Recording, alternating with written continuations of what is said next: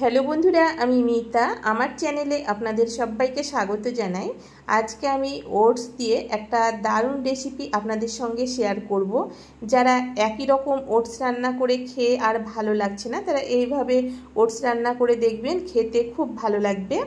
আর ওটসের সঙ্গে এই টিফিনটা খাবার জন্য একটা দারুণ স্বাদের চটপটা চাটনি রেসিপি আজকে নিয়ে এসেছি। এটা খেতে চাটনি দিয়ে খুবই ভালো লাগে। তাই বন্ধুরা, একই রকম ওটস না খেয়ে এইভাবে একবার তেল ছাড়া ওটস রান্না করে দেখুন, খেতে খুব ভালো লাগবে। এখানে আমি 1 বাটি ওটস নিয়েছি, আর ওটসটা আমি নর্মাল ওটস নিয়েছি। এখানে নর্মাল ওটস দিয়ে আজকের এই রেসিপিটা বানাতে হবে। আর এখানে যতটা ওটস নিয়েছি ঠিক সেই বাটিরই মাপ করে আমি 1 বাটি সুজি নিয়েছি। এখানে কিছু গাজর নিয়েছি, গাজরটাকে একদম ছোট করে কিউব করে কেটে নিয়েছি। আর এখানে নিয়েছি ক্যাপসিকাম কুচি, ক্যাপসিকামগুলো একদম সেম করে ছোট ছোট করে ডুমো করে কেটে নিয়েছি। আর এখানে টমেটো কুচি নিয়েছি, কাঁচা লঙ্কা কুচি আর পেঁয়াজ কুচি। আর আপনারা যদি নিরামিষ খান সেক্ষেত্রে পেঁয়াজটা বাদ দিয়ে এখানে নাস্তাটা বানিয়ে নিতে পারেন। প্রথমে আমি কড়াইতে ওটস ড্রাই রোস্ট করে নেব। আর এখানে ওটসটা ড্রাই রোস্ট করবার সময় গ্যাসের ফ্লেমটা মিডিয়ামে করে মিনিট 5-6 এইভাবে নাড়াচাড়া করে নিলে ওটস খুব সুন্দরভাবে ড্রাই রোস্ট করে নেওয়া হবে। দেখুন, ওটস গরম করে নিয়েছি। এরপর একটা প্লেটে নামিয়ে নিয়ে আমি ঠান্ডা করবার পর এখানে গুঁড়ো করে নেব। দেখুন বন্ধুরা, এখানে ওটস পুরোপুরি ঠান্ডা হয়ে গেছে। এরপর মিক্সার গ্রাইন্ডারে দিয়ে গুঁড়ো করে নেব। আর এইভাবে ওটস যদি কড়াইতে মিনিট 5-6 সময় নিয়ে আপনারা গরম করে নেন, সেক্ষেত্রে ওটস খুব সুন্দরভাবে গুঁড়ো হয়ে যাবে। দেখুন, এখানে ওটস গুঁড়ো করে নেবার পর একটা মিক্সিং বলে দিয়ে দিলাম। আর এখানে যতটা ওটস নিয়েছি ঠিক ততটাই এখানে সুজি নিয়েছি। আর এখানে নর্মাল সুজি নিয়েছি, সুজিটাকে গুঁড়ো করে নিতে হবে না। তারপর এখানে ওই বাটির মাপ করে এখানে 1 বাটি টক দই দিলাম।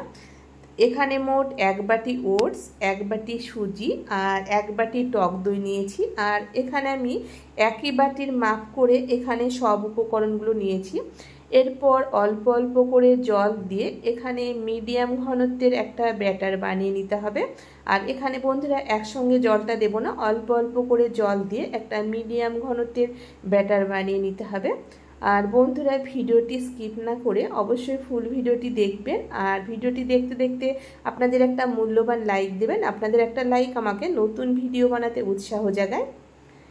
দেখুন, এখানে সমস্ত উপকরণ জল দিয়ে মিশিয়ে নিয়েছি। এরপর স্বাদ মতো লবণ আর চিনি দিলাম। আর বন্ধুরা, আপনারা যদি ডায়েট করতে চান সেক্ষেত্রে এখানে চিনিটা বাদ দিয়ে এই ওটসের নাস্তাটা বানিয়ে নেবেন, খেতে খুব ভালো লাগবে। দেখুন, ঠিক ব্যাটারের ঘনত্বটা ঠিক এইরকমভাবে রাখতে হবে। এরপর আমি কিছুক্ষণ ঢাকা দিয়ে রাখবো, ততক্ষণে আমি বাকি কাজগুলো করে নেব। এখানে কড়াইতে 1 চামচ তেল দিলাম। তারপর ফোড়নে চা চামচের 1/2 চামচ গোটা জিরে আর 1/2 চামচ কালো সর্ষে দিলাম। আর কালো সর্ষে আর গোটা জিরে দেবার পর 30 থেকে 40 সেকেন্ড ভেজে নিয়েছি। তারপর এখানে কুচনো পেঁয়াজ আর ঝালের জন্য কাঁচা লঙ্কা কুচি দিলাম। আর বন্ধুরা, আপনাদেরকে আবারও বলছি, যদি আপনারা এখানে নিরামিষ খান সেক্ষেত্রে পেঁয়াজটা বাদ দিয়েও নাস্তাটা বানিয়ে নিতে পারেন, তাহলেও খেতে খুব ভালো লাগবে। দেখুন, এখানে পেঁয়াজ 1 থেকে 1.5 মিনিট ভেজে নিয়েছি। এখানে পেঁয়াজটা বেশিক্ষণ ভাজতে হবে না, হালকা ভেজে নিলেই হয়ে যাবে। তারপর একে একে গাজর আর ক্যাপসিকাম কুচি দিয়ে দিলাম। প্রথমে গাজর আর ক্যাপসিকাম কুচি দেবার পর 1 মিনিট থেকে 2 মিনিট সময় নিয়ে তেলের সঙ্গে ভেজে নেব। আর গাজর আর ক্যাপসিকাম যেহেতু একটু ভাজতে সময় লাগবে, তাই মিনিট 2 তেলের সঙ্গে এইভাবে নাড়াচাড়া করে নিয়েছি। তারপর কুচনো টমেটো দিলাম। আর এখানে টমেটোতে আমি বীজটাকে ফেলে দিয়েছি। আর এই সময় আমার গ্যাসের ফ্লেমটা একদম লো করে দিয়েছি। তারপর স্বাদ মতো লবণ আর খুব সামান্য পরিমাণ এখানে হলুদ গুঁড়ো দিলাম। আর হলুদটা খুব সামান্য পরিমাণ দেবেন, সেক্ষেত্রে এখানে নাস্তার কালারটা খুব ভালো লাগবে। এরপর লো হিটে মিনিট 5-6 ঢাকা দিয়ে রাখবো, যাতে এখানে গাজর ক্যাপসিকাম খুব সুন্দরভাবে সেদ্ধ হয়ে যায়। দেখুন, এখানে মিনিট 5-6 ঢাকা দিয়ে রেখেছিলাম। এখানে গাজর আর ক্যাপসিকাম পুরোপুরি সেদ্ধ হয়ে গেছে। দেখুন, এরপর আমি একটা প্লেটে নামিয়ে নিলাম। তারপর নাস্তাটা খাবার জন্য ওই কড়াইতে একটা চাটনি বানিয়ে নেব। চাটনি বানানোর জন্য কড়াইতে এখানে তেল দেওয়ার পর 1/2 চামচ গোটা জিরে আর এখানে ঝালের জন্য 4টে শুকনো লঙ্কা দিলাম, তারপর 6-7 কোয়া রসুন দিলাম। আর রসুনের কোয়াটা এখানে গোটা রেখে এখানে তেলের সঙ্গে ভেজে নেব। আর বন্ধুরা এখানে আমি 4টে শুকনো লঙ্কা ব্যবহার করেছি। আর আপনারা যদি ঝালটা কম খান সেক্ষেত্রে লঙ্কার পরিমাণটা কমিয়ে দেবেন। দেখুন এখানে মিনিট 2-3 সময় নিয়ে এখানে শুকনো লঙ্কা আর রসুন ভেজে নিয়েছি। তারপর এখানে একটা মিডিয়াম সাইজের কুচনো পেঁয়াজ দিলাম। পেঁয়াজটাকেও এখানে হালকা করে ভেজে নেব। আর এখানে পেঁয়াজ হালকা করে কিছুক্ষণ ভেজে নেবার পর যখন পেঁয়াজের কালারটা চেঞ্জ হবে ঠিক সেই সময় এখানে 1 চামচ ছোলার ডাল দিলাম। আর এখানে পেঁয়াজ ভেজে নেবার পর ছোলার ডালটা দেবার পর ভেজে নেব। আর প্রথমে যদি ছোলার ডালটা দিয়ে দেন সেক্ষেত্রে ডালটা বেশি পুড়ে যাবে আর চাটনির কালারটা ভালো লাগবে না। আর দেখুন এখানে বন্ধুরা এখানে আমি ছোলার ডাল হালকা করে ভেজে নিয়েছি। আর দেখুন কালারটা ঠিক এরকম করে ভেজে নিতে হবে। এরপর 2টো টমেটো কুচি দিলাম। আর এখানে 2টো মিডিয়াম সাইজের কুচনো টমেটো ব্যবহার করেছি। এই সময় আমার গ্যাসের ফ্লেমটা মিডিয়াম টু লোয়ের মাঝামাঝি রেখেছি। স্বাদ মতো লবণ দিলাম আর 1 চিমটি পরিমাণ হলুদ গুঁড়ো দিলাম। আর এখানে হলুদ গুঁড়োটা দিলে কালারটা খুব ভালো লাগবে। দেখুন এখানে আমি লবণ হলুদ দেবার পর ভালো করে নাড়াচাড়া করে মিশিয়ে নিয়ে গ্যাসের ফ্লেমটা লো রেখে মিনিট 3-4 ঢাকা দিয়ে রাখবো যাতে টমেটো খুব সুন্দরভাবে সেদ্ধ হয়ে যায়। দেখুন বন্ধুরা এখানে মিনিট 3-4 ঢাকা দিয়ে রেখেছিলাম, মাঝে আমি একবার ঢাকনাটা খুলে নাড়াচাড়া করে দিয়েছিলাম। এখানে টমেটো খুব সুন্দরভাবে সেদ্ধ হয়ে গেছে। আর দেখুন এভাবে লবণ দিয়ে ঢেকে রাখবার জন্য টমেটো খুব ভালোভাবে সেদ্ধ হয়ে গেছে। এরপর আমি একটা প্লেটে উঠিয়ে নিয়ে পুরোপুরি ঠান্ডা হবার পর চাটনিটা বানিয়ে নেব। এদিকে চাটনিটা পুরোপুরি ঠান্ডা হতে থাক। আর এখানে নাস্তাটা ভাপানোর জন্য এখানে আমি প্লেটের মতো যে চওড়া বাটিগুলো হয় এখানে আমি 4টে বাটি নিয়েছি। আর এই ধরনের চওড়া বাটিতে করে নাস্তাটা ভাপিয়ে নেবেন, তাহলে খুব তাড়াতাড়ি ভাপানো হয়ে যাবে। এখানে প্রত্যেকটা বাটিতে ভালো করে তেল মাখিয়ে নেব যাতে নাস্তাটা ভাপানোর পর খুব সুন্দরভাবে বেরিয়ে যায়। আর বন্ধুরা আমি খুব সহজভাবে ঘরে থাকা উপকরণ দিয়ে রেসিপিগুলো বানিয়ে থাকি, তাই আমার রেসিপি কোনো অংশে যদি ভালো লেগে থাকে তাহলে আমার চ্যানেলটিকে সাবস্ক্রাইব করে আমার পাশে থাকার অনুরোধ রইল। আর পাশে থাকা বেল বাটনটি অবশ্যই প্রেস করে রাখবেন, আমি যখন নতুন কোনো রেসিপি দেব সবার আগে নোটিফিকেশন পৌঁছে যাবে। দেখুন এখানে আমি সুজি আর ওটস রেস্টে রাখবার পর আবারও মিনিট 2-3 সময় নিয়ে ভালো করে ফেটিয়ে নিলাম। আর এখানে যত ভালো করে ফেটিয়ে নেব নাস্তাটা ততটাই সফট হবে। এরপর ভেজে রাখা সবজি আর কিছু ধনেপাতা কুচি দিলাম। আর যেহেতু এখানে সবজি দিয়ে এই নাস্তাটা বানাচ্ছি তাই বন্ধুরা এই নাস্তাটা খুবই হেলদি আর সুস্বাদু হয় খেতে। আপনারা এইভাবে ওটস দিয়ে নাস্তা বানিয়ে বাচ্চাদের স্কুলের টিফিনে কিংবা সকাল বিকেলের জলখাবারে বড়রা খেয়ে দেখবেন, খেতে খুব ভালো লাগবে। সবজি দেবার পর ভালো করে মিশিয়ে নেবার পর 1 চামচ বেকিং পাউডার দিলাম আর 1/2 চামচ বেকিং সোডা দিলাম। বেকিং পাউডারের অর্ধেকটা বেকিং সোডা দিলাম। আর এখানে বেকিং পাউডার আর বেকিং সোডা দেবার পর এখানে আমি কিছু জল দিলাম। আর এইভাবে জল দিলে বেকিং পাউডার আর বেকিং সোডাটা খুব সুন্দরভাবে অ্যাক্টিভ হয়ে যাবে। আর এখানে ব্যাটারটা যেহেতু ঘন মনে হচ্ছে তাই এভাবে জল দেবার পর যদি বেকিং পাউডার বেকিং সোডা মিশিয়ে নেওয়া যায় সেক্ষেত্রে ব্যাটারটা দেখবেন অনেকটাই হালকা হয়ে যাবে। আর এখানে বেকিং পাউডার আর বেকিং সোডা দেবার পর সঙ্গে সঙ্গে নাস্তাটা বানিয়ে নিতে হবে। আর দেখুন এখানে ব্যাটারের ঘনত্বটা ঠিক এইরকমভাবে রাখতে হবে, খুব পাতলাও না এবং ঘনও না, মিডিয়াম ঘনত্বের একটা ব্যাটার বানিয়ে নিতে হবে।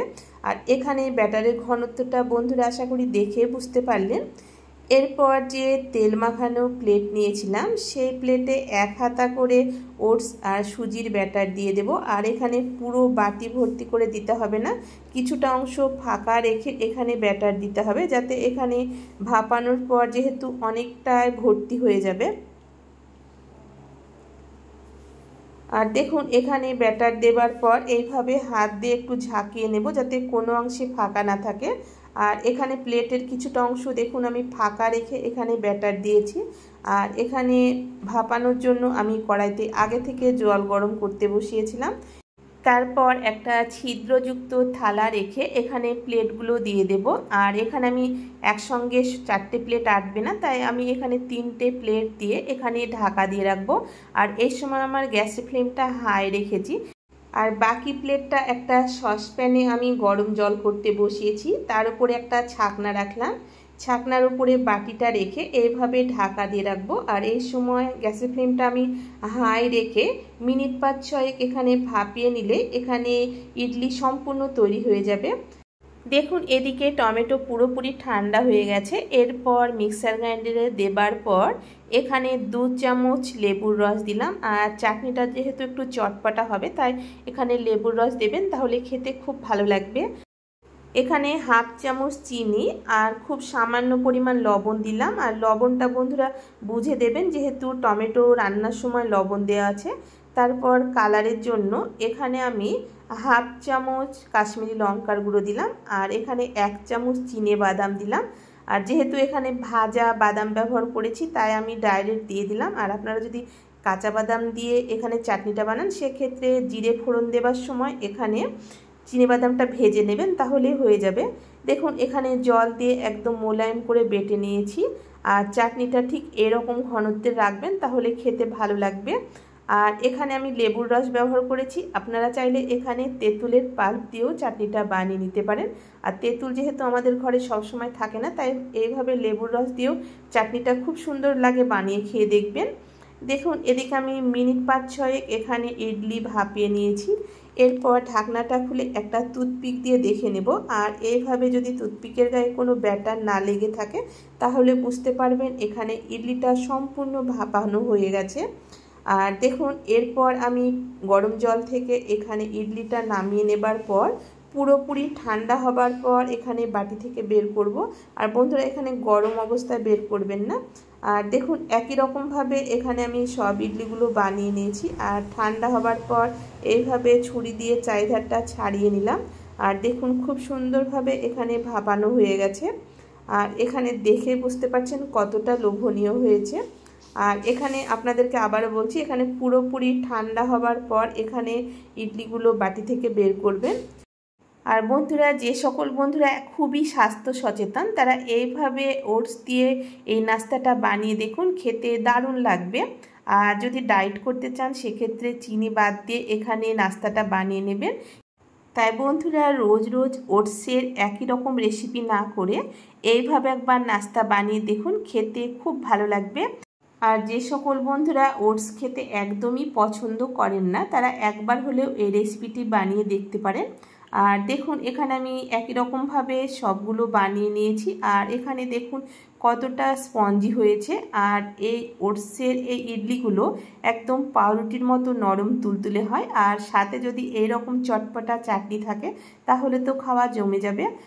আশা করি আমার আজকের এই ইউনিক ওটসের রেসিপি আপনাদের ভালো লেগেছে। ভালো লাগলে বন্ধুরা অবশ্যই কমেন্ট করে জানাবেন। আজকের মতো এই পর্যন্ত বন্ধুরা, দেখা হচ্ছে পরবর্তী রেসিপিতে। ততক্ষণে সবাই ভালো থাকবেন, সুস্থ থাকবেন। ধন্যবাদ বন্ধুরা আমার আজকের এই রেসিপি দেখার জন্য।